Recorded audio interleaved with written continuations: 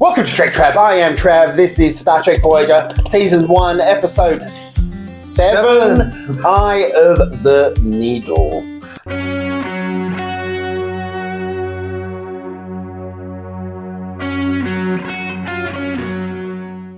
Of which I actually really enjoyed, but knew what was going to happen as soon as it started. It's a good episode. Yeah, well, you didn't remember what happened. Like, you knew something was going to happen. But I'm sitting there the whole time going, I know what's going to happen. I know what this is. Yeah. So they find a wormhole, and it's a teeny tiny wormhole. It's a shower, not a grower. And they go to this wormhole. It's 30 centimeters wide, which is a good size. Yeah, it's decent. It's above average. Yeah, it's a bit above average. I forgot what it was. That's about 10 inches. That's a lot. Well, Yeah. that's a decent size. Small for me. But, Yeah. It's small for you. But Thank you. So they find this wormhole. They launch a tiny little probe in it. Didn't know they had tiny little probes. They got micro probes. Micro probes. Yeah. We both got excited at this. But the other storyline for this episode is the Doctor is being treated rudely by his patients. They're not talking to him. They're talking directly to Kes. Yeah, which to be honest is sort of understandable because, well, he's not a human. Yeah, He's not living. He's a computer program. I think Kes is good in this episode. And I'll tell you why I think Kes is good in this episode. There's no Neelix. That's my... No Neelix. That Neelix doesn't count. There's got to be a Neelix somewhere. We found action figures. So she's sort of talking to him, going, "Did you notice how rude they're being?" And the Doctor goes, "Well, they're always that rude. I just get used to it." And it's good to see her sticking up for the Doctor. Janeway obviously is letting Harry Kim deal with the probe and the wormhole, and Harry's super excited by it. And you know as soon as Harry's excited, it's going to go wrong. Yeah. He's essentially the Chief O'Brien of Voyager. And they get to the wormhole, the probe gets stuck, and they receive a transmission, like they receive a transmission back from a Romulan ship in the Alpha Quadrant. And the first thing they think is, oh shit, we're going to be able to send a message through. Yeah. But this is the first instance of them mentioning the phase variance. Yeah. Which they mention all the way through. Yeah, there's a lot of techno-babble in this episode when you Yeah, think about it. but it's a deliberate techno-battle. This is like, every Yeah, time it has a purpose for once. Every time they say phase variance, I'm going, that's something. Like, that's like reverse the polarity of the neutron flow. It's something. It's gibberish to explain gibberish. Yeah. It's good gibberish. It's not bad gibberish. I do like that Janeway... I feel like Janeway's caught up in Harry's positiveness. Yeah, she's like totally caught up in the excitement. Yeah. Like there's a scene with B'Elanna and her, and she's just super excited all of a sudden. We'll get there. And there's a shot of her looking out the window, and there's also, like, she looks at a photo of her boyfriend Mark and her dog. Is it her boyfriend or her husband? Her boyfriend. I don't think they were married. No? But to be honest, you forget he exists because she flirts so well with Chakotay. Yeah, that's pretty good. But last episode was particularly... Yeah, it's like they have a really good chemistry. But it's funny because Janeway obviously has the biggest connection at home we know of the main characters. Yeah. The other good scene was B'Elanna and Harry working together. B'Elanna and Harry. I think that's the first time they're working together as well. I love that she calls him Starfleet. I think that's the best name. It's a good nickname. Yeah, it's a good little. Because it doesn't seem like it's a negative connotation though. No, what she's saying is she's Starfleet, so he's hopeful. Almost like he's hopeful and he's positive. Like, stop being so naive. Yeah. And she also reveals that she's got actually no one there. Yeah, well, she's got no reason to go home. We get the backstory that she didn't get along with her mum, and her dad left when she was a child. Yeah. Harry was talking to his parents every week the whole time. No, every night. Every night, like, while he was going through training in the academy. So there is a huge difference between the two of them, but they work really well together. Yeah, I think they bring a different kind of chemistry where it's a bit of a yin and yang sort of situation. Yeah, and I think honestly, if they'd gone romance route, I think that would have been cute. But I think B'Elanna suits Tom better. But I think Harry and her could have worked. Yeah, it could have worked. But then, like, what would Tom do? Tom's got to have someone. Tom was going to bonk Kes. That's what was going to happen. Yeah, but Neelix wouldn't have liked that. Like, Tom Come on, you gave gotta think Kes Neelix. a recipe for spinach something or something soup, which is disgusting and doesn't seem very Tom Paris at all. But it's very nutritious. Apparently. And also, and you mentioned this, they just go to the replicator and replicate these Yeah, suits. what the fuck? All of a sudden, there's no problem with their replicators. All the drama from last episode's gone. Yeah. There's no energy problems using the replicators. It's really weird because this last episode focused on, and the episode before, I think, Yeah, it was last we're running out of episodes. energy, we need to find energy. And then this episode's, we're lonely, but the energy's not a problem anymore. Yeah. Which is a weird jump for me. It was a bit of a jump. I don't understand why they made that decision to just like, oh fuck it, let's not do that because it's too hard. It felt like they were writing too hard. With Voyager, it always feels like they're sort of going, oh, maybe people are tired of this now, and we'll just move on to different things. Yeah. So the Romulan, they're talking to him, they sending messages, they want to send letters home. Then they find out, Neelix fell over. He wasn't. Yeah, so we don't know. So they find out that they can transport through. And that's super exciting for them. Well, B'Elanna was super excited, but she was like, oh god, don't tell everyone because it's going to fall apart. They wanted to keep it secret, but then Janeway's just like, no, tell everyone, it's going to get out anyway. Yeah, it doesn't matter what you do, just let them know because it gives them hope. And so they go and work on this, and once again, the phase variance is mentioned. Whenever they're beaming, phase variance. Yeah. The Doctor gets visited by Captain Janeway because Kes visited Janeway and said, why aren't people treating him right? And she's like, he's a fucking hologram. But then, like, Kes sort of has this moment where it's like, she says the most Starfleet thing possible, where it's like, the Doctor, he's self-aware, he has feelings. Like, he knows, he can learn. Like, or why wouldn't we think about him? He's obviously alive. Yeah. Not even he's alive. Whether his emotions are programmed or not, and it's the data thing. It's the T-shirt that you've probably seen if you're a Trekkie, which is your problem software or hardware? It's essentially Data's story, but with the holograms. Except for he's got feelings from the get-go. He's got feelings from the get-go, but he also is new at it. So he's sort of, I don't know how to describe it. He's sort of fresh. But he's always receptive to positive treatment, like especially when Kes gives him positive treatment, when Janeway gives him positive treatment in this episode, where he's shocked. He's generally shocked. He's genuinely like, oh, they're being nice to me. What is this? Which makes him endearing. Yeah. I really like at the end of that conversation with Kes that Janeway literally looks at her and she's like, that is more Starfleet than any other Starfleet person here. She sort of sits there and goes, you know what, you're right. Yeah. And that's interesting because it's sort of, I suppose, her race and people didn't have holograms, so that familiarity with that just being a technology, looking at it like it's a CD player or I'm old, like a TV or something like that, is easy for them just to look at it as an inanimate object. Yeah. Whereas this isn't. This is a being, whether created by humans or not, that has the intellect far beyond all of theirs, emotions, like he can learn, he can grow. Yeah. And he's now online all the time. Like, what's wrong with treating him nicely? I know. I don't get why this wasn't a thing from the like earlier on, like within the first 3 episodes, why this conversation wasn't happening. They touched on hologram sentience in Next Generation, but it never really made sense. Because these holograms, like Moriarty and stuff, would come to life, and they would be like, well, they'd be pretty these holograms are programmed, and they're just like NPCs essentially. Yeah. But these holograms like this, but you would have holograms who knew they were holograms, like Vic Fontaine, who's clearly not alive, and they don't treat him as if he's alive, but they still treat him as a person. But then he gets to live. Yeah, but then he's in the mirror universe and he's a real person. It's really... No, they've got an entire arc where they let him live. Like, they give him the authority to have his program constantly running so he can actually live a life.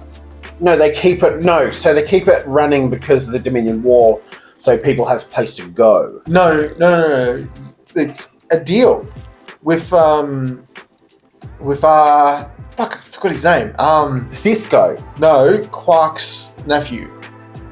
Nog. Nog, yeah. Oh, because he helped Nog recover Yeah. and get through his injuries. Maybe we should do a DS9 rewatch. Sure. But he was given... But yeah, they've touched on it, but they've never really gone that far. And I like that Kes is the one doing this. She's the youngest. She's the most, I would say, most hopeful. But also, once again, Kes's character in this episode was really great. She's a great character. But there was no Neelix. And that is why. Every time Neelix isn't around, Kes is good. I don't know. I missed Neelix this episode, to be honest. I did not. I was expecting him to have one scene where he's saying, "Oh, this is completely stupid." Oh, why did Tom give you a recipe for spinach? Yes, I want that. I want it. But it's ultimately, it's a really good episode because you sort of deal with, like, there's a really nice scene where Janeway's asleep, but she's talking to the Romulan. So no, she's wearing not asleep. She wakes up and they tell her the Romulan's on, so she puts him through on them. They're talking voice to voice. Janeway's in like a nice pink nightie and her hair's out, and it's a lot of hair. She looks like Kate Mulgrew. She's looks gorgeous. Beautiful. She's just a gorgeous, gorgeous lady. So a woman who can handle the authority of being captain, but also look transcendent in other ways. Like, she looks amazing. I swear, if I wasn't a homosexual, I'd be totally into it. Look, I'd probably be into it as well. Jerry Ryan later on, but also her. Yeah. But yeah, it's those scenes where she's sort of intimately talking to the Romulan captain or whatever it is, science dude. Then they get a bit overexcited when they find out they might be able to beam. The Romulan's a bit skeptical about doing this. So he says, "I'll beam over to your ship and then we'll go back." And then when they beam him over, what did they find out? That he's from 20 years in the past. Yes. So they can't beam back. Well, I think it's stupid. I think they totally could have. But they just decided that it was bad for the time-space continuum for some reason. So there's two reasons. One, bad for the time-space continuum. If they contact with any family or people associated with their family, they would fuck up the timeline. Two, they've influenced the Delta Quadrant with the Okampa, with the Kazon. No, because that was the Romulan's idea, which... I forgot his name. What was his name? Vaughn Armstrong playing another alien. Yeah, I'm sure. Admiral Forrest from Enterprise. He's literally been every alien. Yeah. But his idea was, how about I just tell him not to go? Like, to not do your mission. Yeah, and then so he volunteers to, he just say to them, don't send this mission, but then they've obviously influenced the quadrant, so they don't do that. Yeah. Then he's like, I'll send your messages on when it gets to 20 years. Yeah, when it's time. And then he tells them the name. And guess what happens? Well, did you watch the end? The end of the episode. Yeah. You distracted by No, the end of the episode was that Tuvok reveals that in their records, he's already dead. He died 4 years ago. Yeah. So, why would you suggest I hadn't watched it? You were pretty distracted. It's like watching a golf. Well, I had Dixie on my fucking lap. And you know how rare it is to have Dixie on my fucking lap? She's gorgeous. So yeah, we find out that he died, and we don't know whether he's actually forwarded the message on or given it to someone else to do. And we're left with this, like, Harry looks devastated. Chakotay's sitting really low on his chair. Like, they all look like, oh my god, we had all this hope and we're fucked up. Yeah, they're like, god damn it. Yeah, Janeway's face is instantly like, oh my god, this is so bad for us. And I loved this episode because it dealt with that loneliness and that desperation to get home. What I don't like is there's very few of these episodes later on. Well, they're far and in between. Like, there is episodes like this, I think. I think season 1 a lot, but like whenever they bring up home, you see it's sentimental and it's a little bit sad. They clearly want to go home. Like, obviously they spend all that, 7 years of running around trying to figure out how to get home quicker. It's one of those things where Voyager sort of, in the beginning of Voyager, they seem to be very much following what the big plot point is of Voyager, which is they're lost and they have no, like, backup and stuff. And I just know from experience that later on, it's almost a non-thing. Yeah, again, but you got to also put in perspective, like, when it comes to like challenges versus other species and stuff like that, they're literally in a ship that is like tenfold the technology scale of everyone. Well, there. I think like they are just not more technologically advanced than everyone around them. I think and that's the reason why they can get away with it. Overall, like I liked this episode. This episode was good. I think it was solid. Certainly, Kate Mulgrew held up this episode. Yeah, no, like she has some and the Doctor, like the way Robert Picardo held this up, and he asks for a name. That's what he said, which he doesn't get. Except for in an alternate universe, and we'll find out next year in Starfleet Academy whether he actually has a name, which he might not. Yeah. Also, there is a Romulans, Villains of Star Trek video Romulans, which is my last video, which you should go watch because it talks about the Romulans. Yeah. And they're in this episode. Yeah. Nice tie-in. Yeah. Subscribe, like, comment. Jeez, this has ended very quickly. No, we're not ending. I'm just putting this in the middle. It feels like it's ended. So overall, what did you think of this episode? Well, this episode was the better of all the episodes I've watched this time. It doesn't feel like a filler episode. It has a purpose. It has a point. No Neelix, which makes me a little sad, to be honest. But there's some really great moments where everyone's sort of hopeful, and then that moment, that crushing moment of defeat, and you can just see it in everyone's eyes, and it's really good. And there's like other moments where the action is just on point. Like this episode, really. I think really it showcased even Kes, even Jennifer Leon, who plays Kes. Her acting was really good. When she's empathizing with the Doctor or trying to understand the Doctor, she's great. Yeah. When she's trying to act in love with Neelix, not so great. Trying to act in love with Tom Paris, really good. So, in my conclusion of what I think of this episode, you watch the pilot episode, and then you watch this episode, and then you can go back and watch the other episodes. You don't really need to watch them in order. I know, I like the Neelix gets his lungs removed. Yeah. Talking about it, in this fucking package, what is that? What is that? Yes. That is a bidine. If you look at this, right? So it says on the back here, I can't even fucking read it. Talaxian phaser, alien-based energy weapon. That is the goddamn Vidian fucking scalpel removey lung thing. Yeah. Yeah. So what they're telling us here is they don't care that he had his lungs removed, and also that he cooks because it's got a frying pan in it. What an odd choice. Not really. Also a collector's card. It also mentions on the back here that the frying pan, some recipes are incompatible with humanoid life forms. Oh, which is pretty accurate. Sometimes he cooks and kills people. Yes, accidentally. but overall, I wouldn't say this is. I like elements of other episodes better. I think this is good because it only has 2 plot lines. Yeah. So there's the Romulan thing and the Kes thing. I think this is a good jumping off point.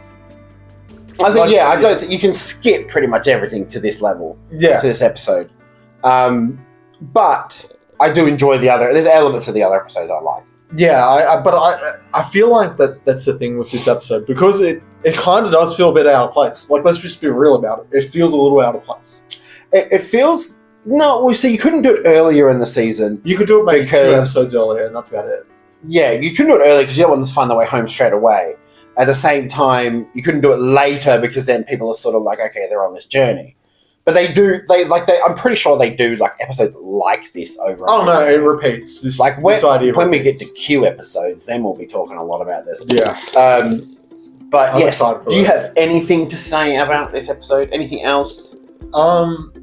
No, it's a really good episode. I would recommend you watch it. It's got some great acting in it. By the way, the numbering of these videos is via the Amazon Prime / Paramount Plus numbering. Yeah. So they're different. Because some of them do Caretaker as 1 episode, some of them do Caretaker as 2 episodes. If you're on Netflix, you'll have it as 1 episode. Caretaker's 1 episode. Yeah. On Amazon Prime, it's 2 episodes. So yeah, and it's confusing. It's not really because that's the reason why he gets confused because he watches it on Netflix, I watch it on Amazon. It's kind of hard. It's the other way around. Anyway. Thank you for watching TrekTrav. We'll be back next week with episode 8. Be sure to come back for the Enterprise review and the Villains review, which will be about Khan. Khan!